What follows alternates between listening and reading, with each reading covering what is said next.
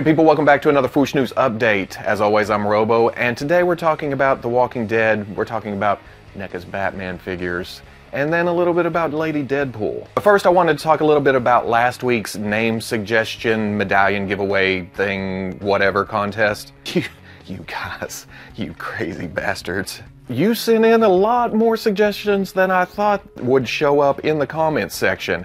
And most of them were cool. All of them were cool, let's just say that. But there were a few that were kind of common, kind of kept coming up. One of them was Fwoosh Noosh.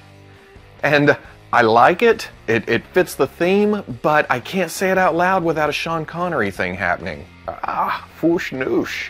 Let's watch it, Junior. Archaeology. I always thought that Fwoosh was easy to mix and mingle into other words, you know, like Fwoosh Tube or Fwoosh Cast.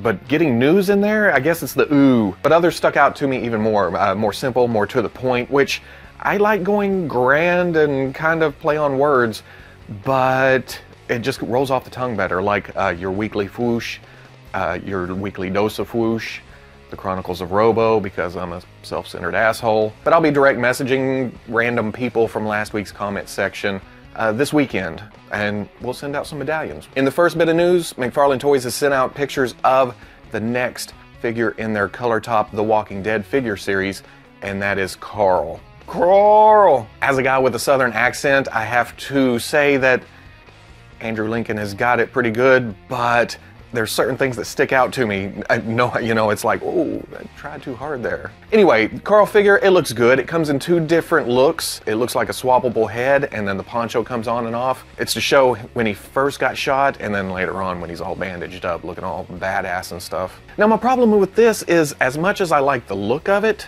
I'm not buying these sheerly out of principle, because I collected the 5-inch line. It's actually my wife's collection. So to stop that line, well, stop is a harsh term. I think they're still doing random, every now and then figures in the 5-inch line, like the Walgreens exclusive Rick. But to change the scale and the articulation scheme, it just seems like a big money grab. It just seems like another way to sell you the main characters again, which I can't think of it any other way. And then taking out most of the articulation and still calling them action figures, are air quotes still a thing? It's just kind of low. And I know people love these type of figures. There's a whole market for these. I understand that. But like I said, my wife collected that line. She enjoyed me bringing them home.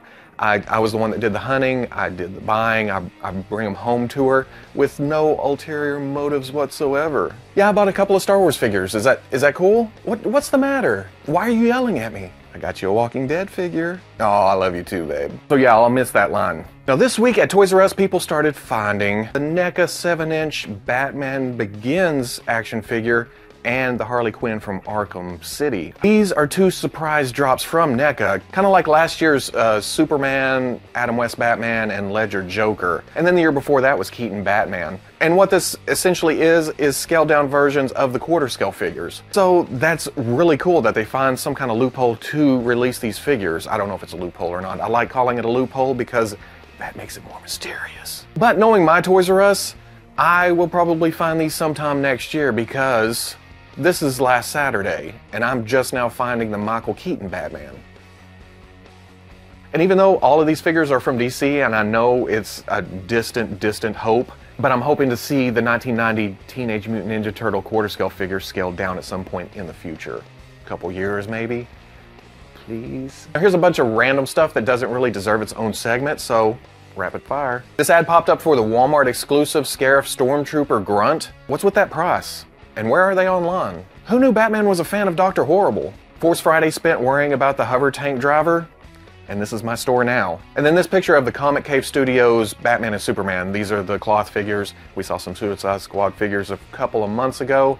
I don't know about this line yet. We'll see how it goes. When I took the picture of the figure itself, I kind of thought of this image, but within hours, inexplicable nuclear balls came up with this. You know who you are. So, thank you for that. Finally, Marvel Select has solicited an action figure for Lady Deadpool. I haven't read a lot of the modern comics, but I know who Lady Deadpool is. If it's Deadpool related, I've at least seen pictures of it, which they advertise this as 15 points of articulation, but I think they're just counting the overall joint systems, not the actual points of articulation, which I don't know why they wouldn't count each actual individual joint, because a double joint counts as 2. To me, anyway, that's the way I count them. Shoulders count as 2 because you have upswing and then you have swivel, but they're counting all those as 1. So at this point in the prototype stage, there's actually more articulation than 15 points. From what I hear, there's a ball joint in the ponytail, there's rocker ankles, but let's hope this all makes it to the production stage. She also comes with head pull, which is nifty.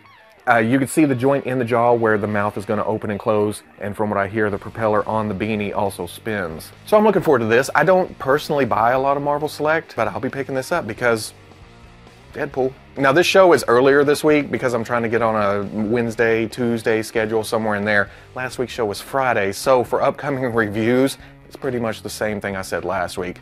I have the Kid Buu to build and review. I think I have the Star Wars Black Series Snowtrooper on its way, hopefully. So if you like this news update, comment, like, subscribe. Go ahead and click the moon. That's no moon. And I'll catch you on the Fwoosh.